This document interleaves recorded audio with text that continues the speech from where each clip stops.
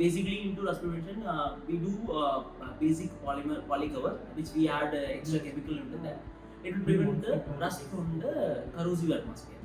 We majorly supply to Cummins, Ashok Leyland, TVS Motors.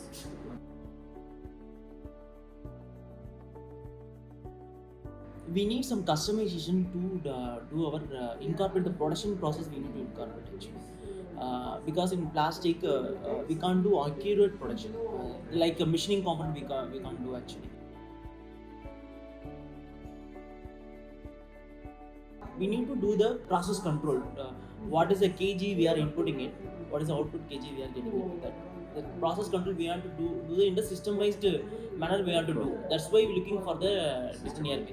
Because in plastic we are selling the numbers, but our purchasing will be in kgs. Okay, there is a difference. If it is number, transformation is there. There is a plus or minus will be there.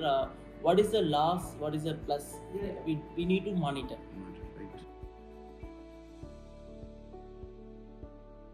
We incorporate our production process into the ERP system so that we can manage well.